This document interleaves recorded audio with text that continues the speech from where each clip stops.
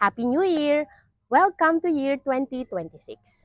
Lahat tayo inaabangan natin ang pinakamasayang Christmas and holiday seasons. Dahil dito kasi nagkakaroon tayo ng pagkakataon para makasama ng mas mahabang panahon o mas mahabang araw ang ating mga mahal sa buhay. Ang ilan, katulad namin, ay umuwi pa sa probinsya para makapiling ang aming or ang ating mga kapatid, mga magulang, mga anak kung tayo ay nagtatrabaho sa malayong lugar o maging ang ating mga malalapit na kaibigan.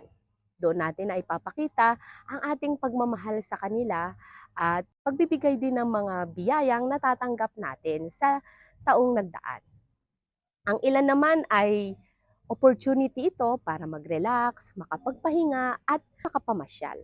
Mahaba ang ating naging preparations, nagkaroon tayo ng masayang celebration, at hindi na rin natin maikakaila ang ating mga expenses.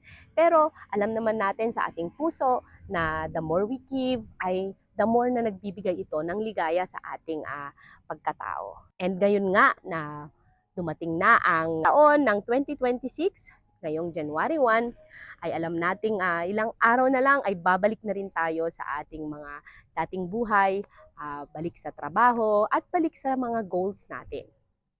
At syempre, kahit hindi natin aminin, ay meron talaga tayong hindi man natin na isusulat, ay meron tayong mga wishlist sa ating isipan.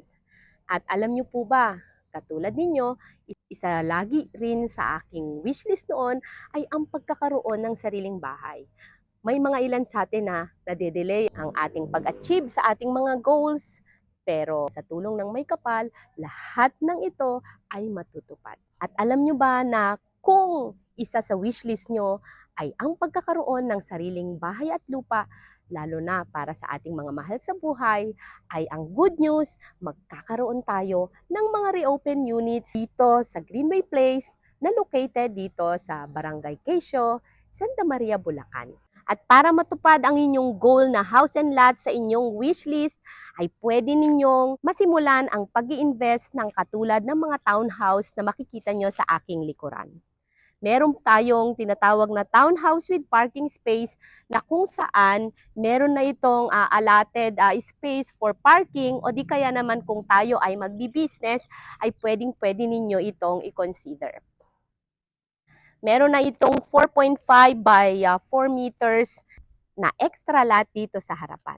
Kung kayo naman ay naghahanap ng mas mababa or mas magaan ang hulog, ay pwede nyo rin i-consider ang katulad nito na townhouse na may 60 square meters na extra lot sa harapan. Para sa karagdagang impormasyon, maaari nyo po akong i-message sa video na ito. Muli, ako po si Timberly Miguel, ang gurong ahente ng RRCT Realty, nagagabay at handang tumulong sa pagkamit ng dream home mo. Thank you and God bless. Sino ang tatawa